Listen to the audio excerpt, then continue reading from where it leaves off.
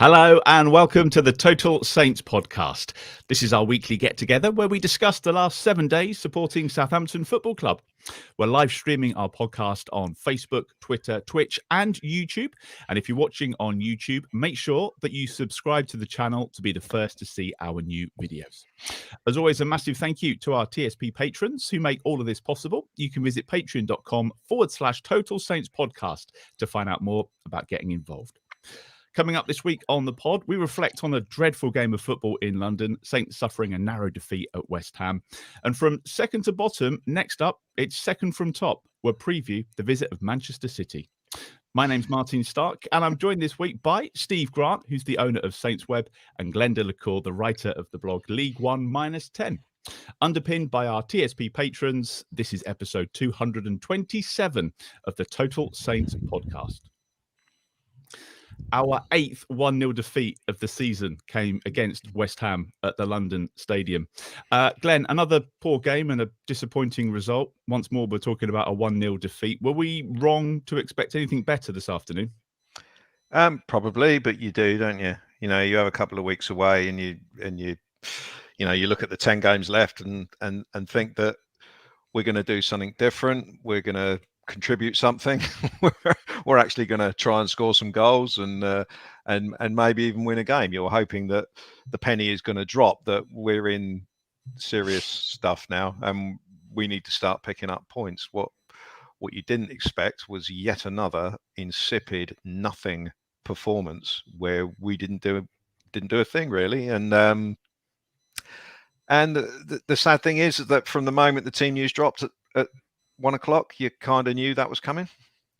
Kind of knew that we weren't going to really come flying out the traps or anything like that. We picked a front four with 0 goals in it, basically. I think the three of us have only scored 2 goals less than that front four has this season. So you knew. I know the players who aren't playing haven't scored many goals either, but it was just. You try not to be too negative when you see the team line up and just go, okay, let's see what happens. Maybe there's something different going to happen, but nothing did. You know, we picked a team to be solid out of possession and basically we were in the first half and the first 20 minutes was going okay. We were restricting West Ham to nothing really, and the crowd was beginning to turn on them. And then Paul Tierney steps in with the first of many dubious decisions. I mean, everyone seemed to be slating Gillette Azar for the challenge on Bowen, but in my opinion, that free kick should have been the other way. Bowen actually kicks him. But having said that, we're giving away the free kick. You've got to defend it, and we of course didn't. It was lack of marking. We just our standard thing was just stand there hoping for an offside. It wasn't offside. Why on earth it took 4 minutes to get to that decision? Don't really know. Be guessing, and 1-0 down. And another thing he scored with a header from 20 yards, and Bazunu looked like a 6-year-old in goal. He was nowhere near it. I mean, maybe that's harsh, but there's just like no presence there, and it just sort of floated into the net, and there you go. We woke up, had the shot from Perro virtually straight away. First half, just remainder of it fizzled out. Second half started, no changes, nothing. I mean, the first change left Theo Walcott playing as a number 9, so it's just him and Alcaraz up front. So we've got 2 midfielders up front. So that was strange, and it was only when Sulemana had decent initial impact. It was only when Onuachu came on. And I mean, he didn't do much, but he at least got that header on target. And we looked like we had a bit of an attacking plan then. We worked the crossing position for Prowse, put it in the mix, and this is what we've been saying all along. You've got to use Onuachu the right way. Use him for what he's good at. But it was just not enough, and it's just another pathetic. Shambles of a display, really, which in the situation we're in, you just can't afford to have. And we've had it so many times this season. So many times. I mean, did anyone expect us to score in the second half? I didn't. Because you've seen how insipid it is from the start. And it's just, if you start games so slowly, in an attacking sense, it's very, very difficult to suddenly, even when you bring new players on, it's very, very difficult to just go, right, we're now going to switch and we're now going to try and batter the opposition goal. But just not enough for me. Deserve to lose, really. Just, West Ham didn't even have to be that good. They didn't have to do much. Just win the free kick and wait for us to, implode again, and that's what we did. So, the biggest cheer I had all game was Brendan Rodgers getting sacked halfway through the first half. the breaking news that came up. Yeah, that was it. That was great. It's the biggest cheer of the first half. Funnily enough, you were the first person that I thought of when the breaking news bar came up with that one. Yeah, I've had a few messages. A couple of messages already. Nick saying Saints just not fit for purpose in the Premier League this year, and Will, who's watching on YouTube, says Steve looks like a vicar tonight. I appreciate that's not going to translate particularly well into those that are listening to the podcast or on the radio. But can you just confirm, Steve, you've not been at church today? You were at the game, weren't you? It's right. There's not a dog collar underneath. No. Okay. You were there today. It all seemed pretty flat and pedestrian. Watching on the telly, what did you make of the game? Flat on the pitch, flat in the stands. It was a baffling. It was a weird game, weird atmosphere. Nobody seemed interested either on or off the pitch. It was just bizarre, given the supposedly high stakes. West Ham were awful. Didn't really do a whole lot the whole game. I mean, when they brought Antonio on for Ings, they went from having 10 men on the pitch to 11. And yet, we just never quite did enough. We were neat and tidy in the first half, and we were executing kind of what did really look like our plan of keep it tight first half and then probably go a bit more attack minded to win it in the second. And that was kind of working up until that free kick was given. You could see that the West Ham fans were getting on the team's back. They were getting fed up of us pushing them back and forcing passes back to Fabianski all the time. And yeah, we were kind of relatively in control at that point. And then we get that free kick, which, yeah, from our end, it did look like Bowen basically missed the ball and just went through on Chaleta Sarr rather than the other way round. But when Bowen's the guy who ends up on the deck, no huge surprise that Paul Tierney gives a decision his way.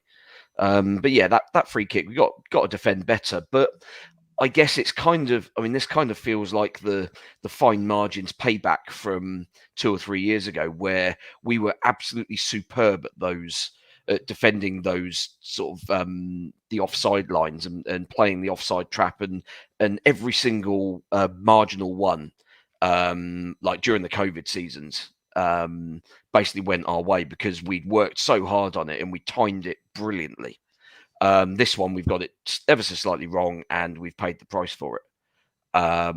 Because once they go 1-0, it's Moyes' ball, isn't it? West Ham are quite happy to sit back and soak it up, knowing that we were basically playing in front of them rather than trying to get them to turn and run back towards their own goal. And then they could look to hit us on the break, and they had a couple of decent chances on the break, but. There was one first half where El Yunusi covered really well. Had to sprint about 60 yards to stay up with play, and did superbly there, I thought. But from an attacking sense, it just wasn't quite clicking, and it was all really pedestrian. Stu Armstrong, as you occasionally want to do, just kind of almost seemed to be playing in reverse gear. It was very strange that he worked himself into some really good positions. And then would suddenly find that he'd gone into a worse position, sort of within like a fraction of a second or so. And then he'd try and lay the ball off, and he'd misplace a pass, or it would be woefully under hit, and we'd give the ball away. So that was infuriating. Stu Armstrong's an interesting one, though, because time was the team only won when he was playing, when he was starting, and he would be one of the first names on the team sheet. But it just seems to me, I don't quite know what's going on, whether it's been the injuries, but he's just not the player he was, and he was almost a liability today. Yeah, I mean, first game back after the international break, where he's obviously been away. I mean, and we've seen this a lot, haven't we, over his time with us, where he goes away for Scotland. regardless of whether he actually gets any minutes for them. He seems to come back looking unfit. Whether that's because the training that Steve Clarke's putting them through up there is particularly intensive, or whether it was just a kind of overall thing from the minutes he did play. I don't know, but he looked so far off the pace. But I mean, you would assume that he'd looked all right in training during the week, because you would imagine obviously he'd have only been back Wednesday, Thursday, I guess. But they'd have surely worked on the team system in those last couple of training sessions, and for him to have slotted in into the starting lineup rather than someone like, say, Sulemana, he must have shown that he was up to speed and ready to go. But I mean, from what we all saw in those 90 minutes, he was nowhere near it. We'll talk about the formation a little bit later, because I think there's a lot to get into around that and the fact that it's really not working. Just on the goal, Glenn, I mean, that's 12 goals conceded from set pieces now. It's every time they come out and say, we need to learn from this, we need to work on it, we need to get better at defending. And yet every time you can see it coming a mile away. Yeah, I mean, we say that a lot. We've got to learn from things. We've got to learn from conceding goals from set pieces. We've got to learn from starting games slowly. Everyone talks, no one actually does anything. I mean, what was that stat again? 12. I think it's 12 goals conceded from set pieces. Yeah, I think one team in the league, from what I remember, were worse than us, and that's Bournemouth. Yeah, I mean, and we nearly let in one at the end as well, didn't we? From someone got free at the back post. Standard sort of thing that we do. Was it Zuma headed over the bar? Someone did anyway. But yeah, it's like a bomb going off. It doesn't matter which centre halves we've got playing, or who's on the pitch anywhere. It just seems to be we have no idea what to do. And considering we've got a dedicated set piece coach, haven't we? Yeah. I mean, is there any it's a parody role at the moment, isn't it? Yeah. Is there any accountability for these guys? I'm sure I'd get sacked if I was that bad at my job. But it's not as if we're scoring from set pieces either, is it? No. And we've got one of the best set piece deliverers around, but we don't look a threat up that end quite often, very often rather. And it's just terrible. We seem to be over reliant on sort of like blocking players and looking for offsides. This is something that came in with Ralph. As Steve was saying earlier on with the COVID games, he seemed to use that period to get us very well organised and very well drilled. Now, during the 4 minutes when they were trying to work out whether it was offside or not, they sort of like put a couple of stills up on the screen, and you could see that virtually all the Saints players had held their position, but Sekou Mara had just moved back a little bit. And obviously I'm not panning Sekou Mara for that, but no. He's a player who's not been in the team that often, so he's probably not as well drilled with it. He took a step back with, I think it was Souček who was behind him, and that's what played a Gerd onside in front of him. And like I say, I can't work out why it took 4 minutes, because it looked very obvious that it was a perfectly okay goal. But I still think there's a lot to be said from actually your big guys marking their big guys and trying to win the headers. But there you go. What do I know? The modern way is not to do that. There's other teams that are very, very bad at it as well. I mean, Leicester, our mate Brendan Rodgers, they've been very bad at it for a couple of seasons now. And as Steve said, we've been decent at defending sort of set pieces and whatnot, and then suddenly it's just completely gone. And unfortunately, it's too easy. The other team isn't having to work hard to score a goal. You think about it today, West Ham didn't get in our half for the first 25 minutes. They get a dubiously won free kick, it's thrown in from 45 yards away, 40 yards away, whatever. Yeah, it was almost on halfway, that, wasn't it? Yeah, and it's just they haven't had to work hard for that, have they? Let's face it. And it's for a team that scores as few as we do, to give away soft goals like that, it's just going to kill you. It's going to cost us. Steve, we looked much better when Alcaraz and Sulemana came on. Were you surprised he didn't change it up at half time and maybe start that second half with a bit of momentum and a bit of energy? It's an odd 5 or 6 minutes into the second half. Seems like an odd time to then make your subs and roll the dice when you could have done it earlier. Yeah, I mean, you blow one of your 3 opportunities for making a sub as well, don't you, by waiting? But I mean, it's a time old thing, isn't it? Manager goes into the dressing room, not happy with what he's seen. Right, lads, you've got 10-15 minutes to put it right, or otherwise someone else is coming on. That's traditionally how most managers operate. There are very few managers that actually take that really decisive action of making changes either at halftime or even in the first half when it's just patently not working.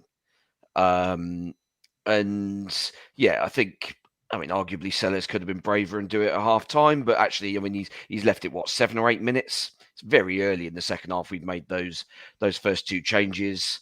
I'm not sure those 7 or 8 minutes made a tangible difference or would have done sort of to the way the second half panned out. I thought second half we were kind of fine. We certainly looked, once those subs were made, we looked a lot more sharp between the lines. Alcaraz's runs were very good.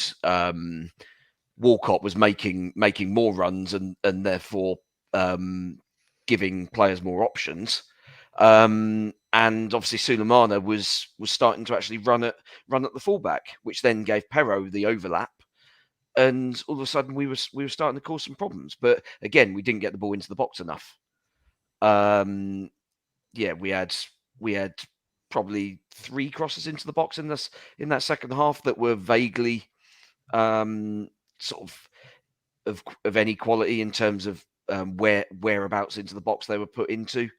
One of them we've hit the bar from, and yeah, it's just frustrating. I mean, we've given Onuachu probably 4 crosses into the box, targeted him with 4 crosses since he joined at the end of January, and we're now in April. And the guy's 6'7", and you can see the 2 headers that he's won in the penalty area. One against Chelsea, nearly scored. One today where he's come 2 inches from scoring. And those are the fine margins that we always talk about. That's why the big money players get the big money, and that's the difference. And we're just the wrong side of that line at the moment. It's frustrating. And especially so when you consider how, I mean, this doesn't obviously reflects very, very badly on Spurs 2 weeks ago, but we looked like we could score plenty in that game, and obviously scoring 3. I mean, we'd not done that for more than a year, so we looked a lot more potent in that game when the game was a little bit, obviously a little bit more open. Spurs were quite happy to play that way. West Ham don't, and which is probably why, with the players that they've got, it's probably why they're still down there struggling a little bit. But yeah, we've just got to find a way to kind of force the percentages back in our favour, really. Because I mean, let's be honest, West Ham have probably had 3 chances today, and in most games at pretty much any level, if you come off the pitch and you've restricted the opposition to 3 or 4 vaguely presentable chances, then you're probably quite satisfied with that, especially if you're a team in the bottom half of the table. We're still in the games, aren't we? Yeah, and that's the thing, with like 60, 70 minutes on the clock, we're still in the games, and that's something which we weren't before. We've not always been able to say that. Yeah, but you then rely on the guys at the other end of the pitch being a little bit clinical as well, and that's ultimately where we've fallen short, basically since kind of March last year. So it's not a new problem. It's a problem that 3 managers have struggled to solve now. And yeah, I mean, I think you kind of look throughout the league, and there's a real dearth of sort of potent strike forces these days. It's only really the the sort of big clubs who can afford to splash 50, 60 million pound on a single player. Because you're then theoretically buying a guarantee, really. Whereas at our level, you're always taking a bit of a punt and hoping that the player fits into the system. And I think Onuachu doesn't really fit the overall style that we're looking to play. But maybe he's the guy that's probably going to have the best chance of success in front of goal going forwards. I don't know. So let's just get into that for a little bit, and I'll be interested to get people's comments if they're watching tonight. I mean, Steve mentioned Onuachu there. We have one decent ball into the box. He hits the bar. Is that going to be the key to scoring some goals going forward? There's a couple of things at play. We're not scoring goals. We paid money for a striker, and we don't start him. We don't bring him on when we need him. We bring him on final throw of the dice. So, Glenn, is it back to the fact that the 4-2-2-2 isn't working? It didn't work for Ralph. It clearly isn't working. It's why we're in the mess that we're in. We're too narrow when we play it. We haven't got the players to play it. The number 10s aren't there. Is sticking to the playbook and going back to these habits that Sellers has been talking about, is that going to be the downfall? And do we need to change things up for these last, 9 games now? Yeah, of course we do. But will we? You know, I don't see anything to suggest that we will. When are they going to wake up? When's the first team manager and the coaching staff and the players, when are they going to wake up? What we're doing ain't working. It isn't working. We go into all these games against middling to poor teams and we do nothing. It's just not good enough. I mean, talk about Ruben Sellers. Apart from being better than Nathan Jones, what is he adding at the moment? We've just gone back to Ralph's tactics, and Ralph got sacked for a reason, and I'm very much of the opinion that Ralph needed to go, but I don't get what Ruben Sellers is actually adding at the moment. We're just trying to play the same way that Ralph set up. We might as well have kept him if we were going to, if to be a good manager for Saints, you've got to add something to make us better than the sum of the parts, because we're never going to have great players. That's just a fact of life. You've got to add something. You've got to have something that makes us better. Sellers has waited a long time for his chance, as he keeps on saying. He's got to put his mark on it. He's got to try and actually do something different. And even if it's, okay, we'll try and get wide. We'll put 2 wingers really wide and try and get crosses into the box. For a big guy up front, if that's what it takes, but do something different, because doing the same thing over again is definition of madness stuff. We've lost. Sellers has been in the dugout for every one of these abysmal 1-0 defeats that we've had. Every single one, he's been in the dugout, and he's probably analysed every single game afterwards in his role as assistant manager, first team coach, and now the manager. So why are we doing the same things over and over again? It drives me mental. So you keep thinking. I mean, I thought, we've had a habit over the last few years. International break, we've come back with a bit of impetus, new ideas, and we've done something different. But I didn't see anything today. No, didn't see anything today that was any different to the dismal defeat we had at Aston Villa, the dismal defeat we had at Crystal Palace, dismal defeat we had at home to whoever it was, Everton. It's 9 games left. 2 of them are against City and Arsenal. Yeah. It was, West Ham away is not an easy game, but it's easier than Arsenal and yeah, we wanted to see a better performance, didn't we? We needed more than 3 shots on target. Yeah.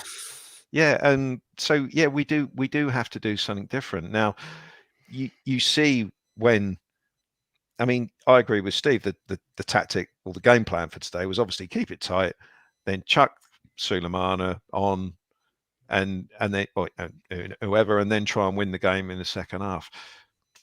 Put them on from the start. Let's go for it from the first whistle, not hope that we're still in the game 65 minutes. We've done it. We've tried that so many times. It doesn't work.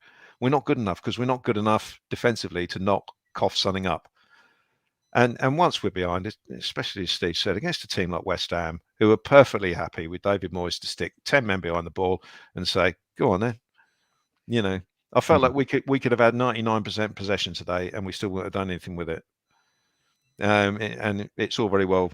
It was that Thomas Frank said about us, last week, didn't it? Or a couple of weeks ago, didn't he? He said, Saints are probably the better side up until the penalty area.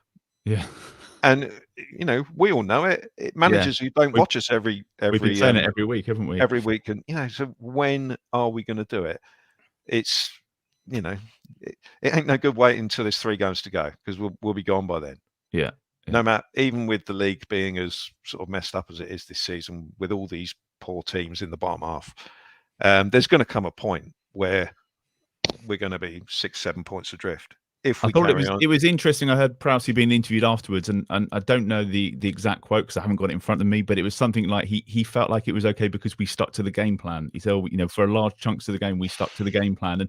And then you kind of think, well, maybe that is what the problem is, and that's what needs to change. And Steve, is it more about finding a system that can fit Alcaraz and Sulemana and Onanachu from the start? Because it seems to me like when we're playing 4-2-2-2, there's the number 10s are okay, the midfield is all right, but perhaps we haven't got those strikers. And then when you bring in the strikers, they're not as good in that system. So maybe it needs to be 4-3-3 and just need to find a way of getting balls into the box. I'd say certainly the first 2 of those, getting Sulemana and Alcaraz into the side, because Alcaraz technically is an excellent... Are you surprised he didn't start today?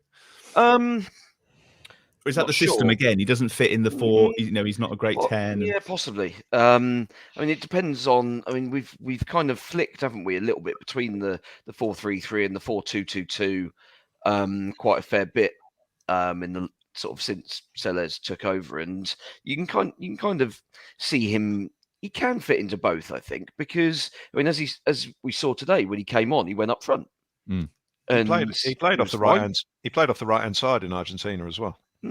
Yeah, so he's clearly got the capability to play in a variety of these sort of either central or sort of attacking roles. So, and we've seen the technical ability he's got.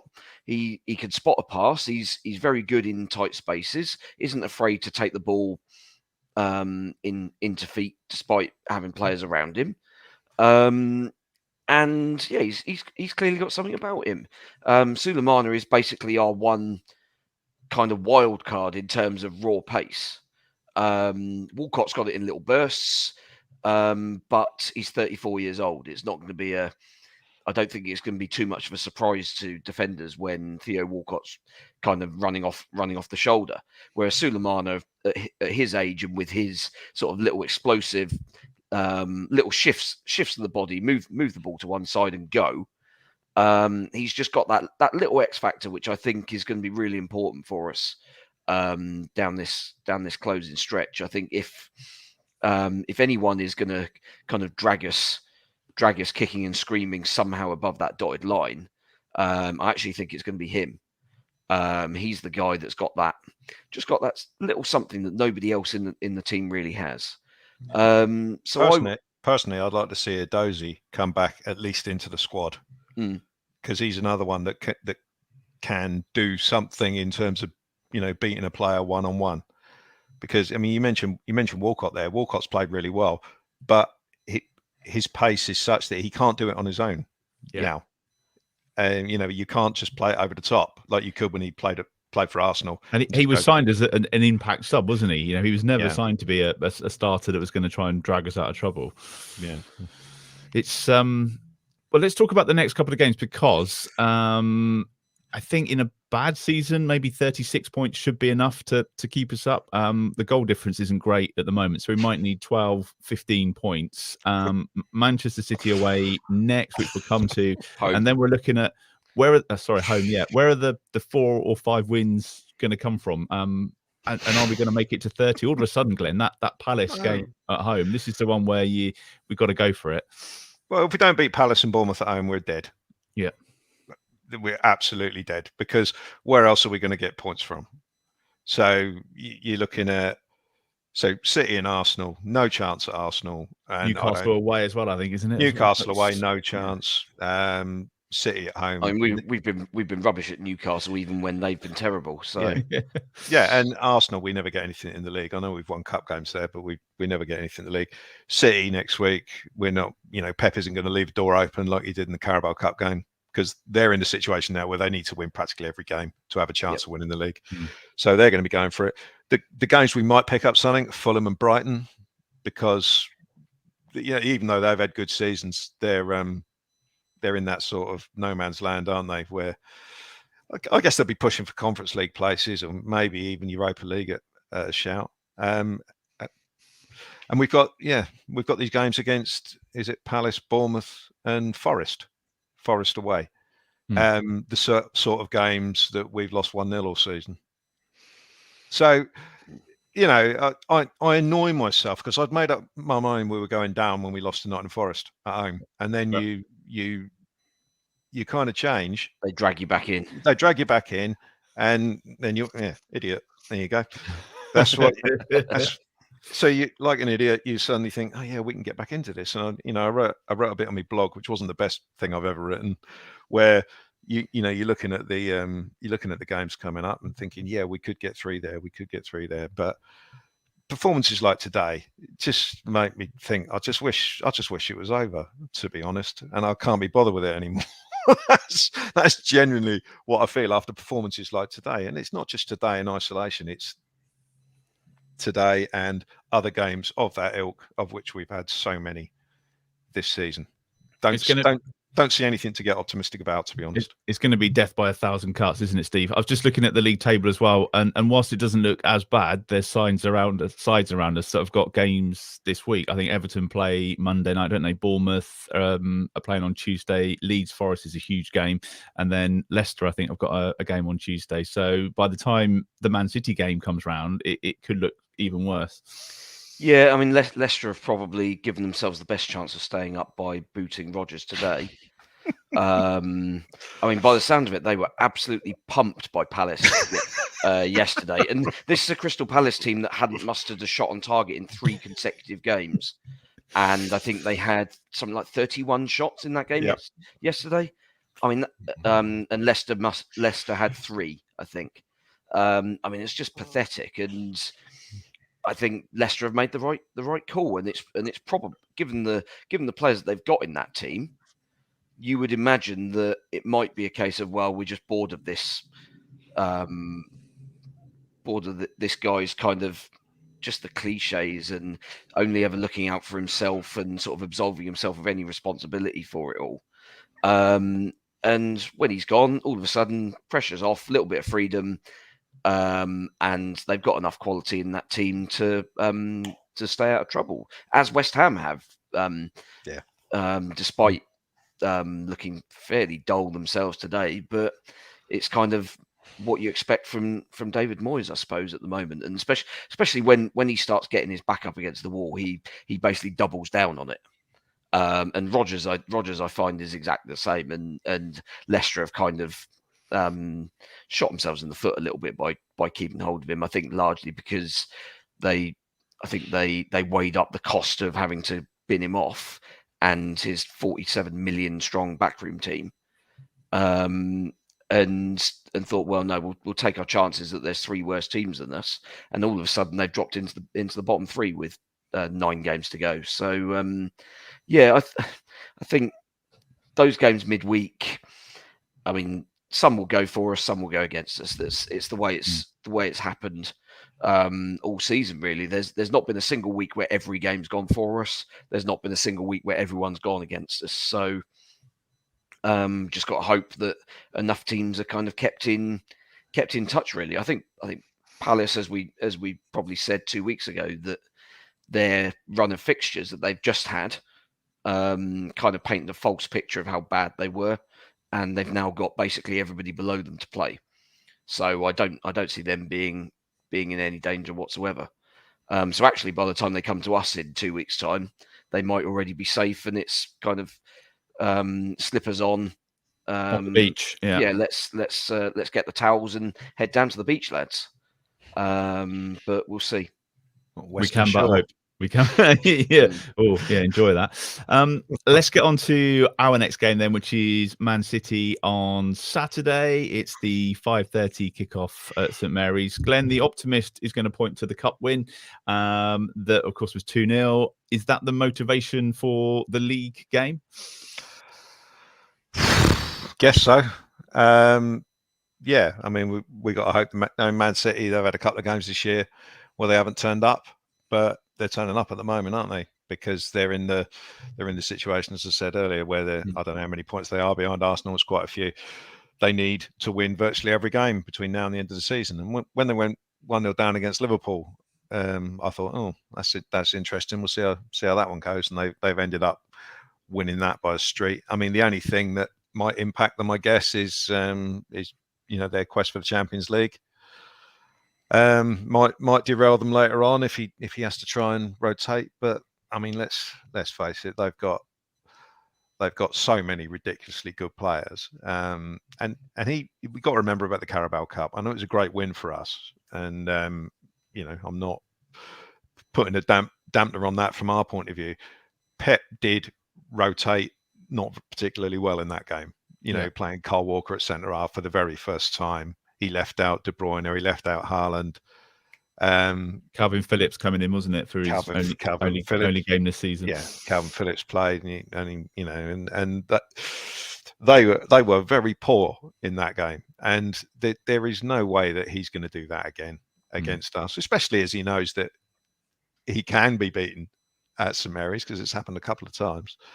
So I just think Manchester City will take this game incredibly seriously, and it will be a full strength Manchester City side. I know Haaland was injured at the weekend, but if he's fit, I'm sure he'll be back. And if not, they've got a guy who just won the World Cup to play up front instead of him. So it's not exactly a hardship, is it? And my sort of current sort of feeling with us is that we're just a crap football team, really. And all that we've got is we do tend to put in a performance when we know that if we don't, we're going to get absolutely hammered. So we do put it in against the better sides, so we may sneak something out of it, but I would say 5% chance, not much optimism going into that game at all. And as you can tell, I'm at the stage where they've broken me, basically.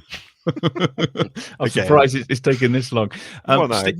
Steve, is looking into a crystal ball, is this going to be another one of those? As Glenn says, we do tend to step up against the bigger sides. If you're trying to think about the narrative of the game, is this going to be another 10 out of 10 performance, and then actually we get a hiding, we put in a good shift, but come out 3 or 4 nil down? Well, I mean, we've seen us go both ways in that, haven't we? We've seen us have games against the likes of City, even when they were probably a better sort of team unit in previous years, and we've got positive results against them home and away. But basically everybody has got to be kind of an 8, 9, or 10 out of 10 performance from first whistle to last. You can't get away with having even a dodgy 5 or 10 minute spell in a game, because they will sense it, and that's the point at which they'll basically just tear you to pieces. I mean, we're just as likely to throw in an absolute shocker.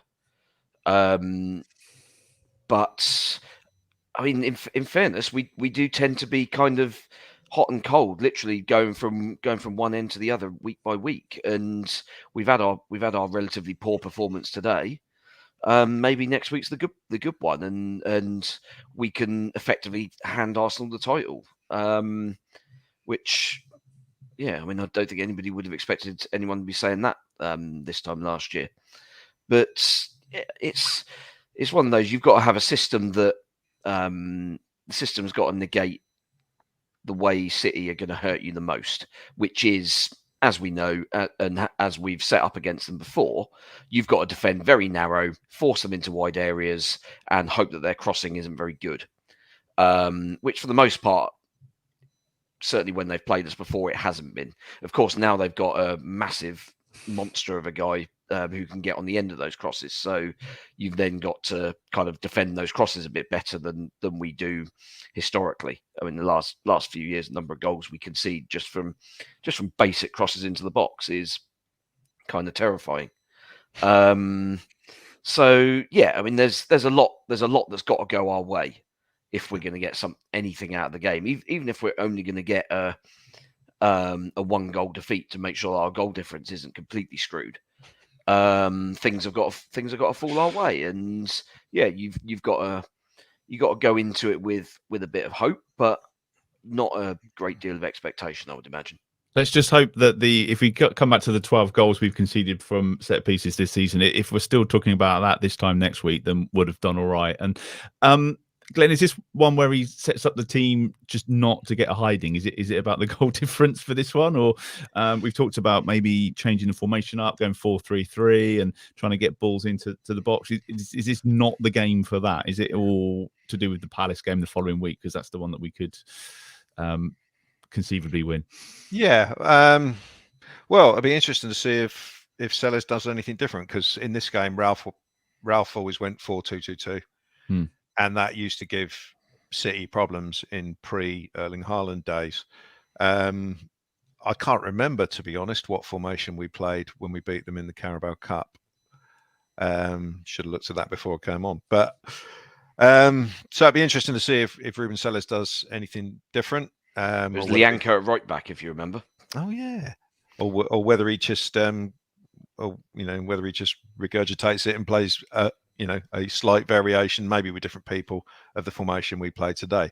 But if I had to guess, I reckon it'll be 4-2-2-2 again, and we'll have Elyounoussi and someone else in the wide areas, and it'll all be about what we do off the ball.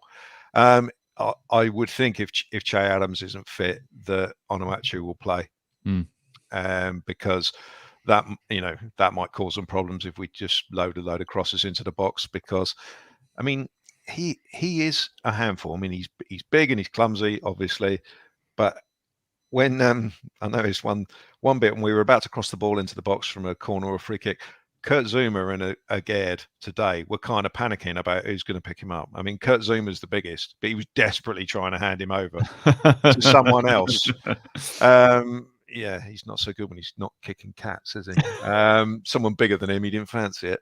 So, he will cause problems, because City centre-backs, they're not going to be used to playing against someone like that. You don't get many of those in the Champions League, sort of 6'8" strikers. So if you play him, then you need a couple of decent wingers. Yeah, you need to be trying to work the crossing positions for the likes of Ward-Prowse and Walker-Peters. Yeah, got to get the ball first against City. Yeah, and that's the thing. You need to have some sort of plan. And I know against City, it's mostly about defending and making sure you concentrate for 90 minutes and not give anything away. But part of that is you've got to have some sort of threat yourself. Otherwise, they can just camp on the halfway line and just have 11 men in our half the whole time, and they will inevitably score if we don't offer anything. I mean, on the games where we got something out of them before, particularly the 0-0 game up at the Etihad, where the game where Adam Armstrong got given a penalty and then it got turned around for some reason. That game, we had some real attacking threat in that game, and it helps you because it keeps City away from your goal, because they just can't squeeze the space. Yeah, just can't squeeze the space without worrying about what's going on. So, what's going on at their end of the pitch. So, yeah, you never know. But as I say, I can't see it at the moment. I just don't see enough about this group of players. But I will be interested to see if Celeste does anything different, or whether he just copies Ralph again. Yeah. Well, if you're watching along live, it's time to stick your score predictions into the comments. I'm going to go with a 4-0 defeat. Start off nice and positive. Steve, I'm going to come to you first. How do you see this one playing out? I mean, we'll have about 15% possession, won't we? Yeah. Perhaps that'd be a better thing to guess. Yeah. What's the possession? What's the possession differential?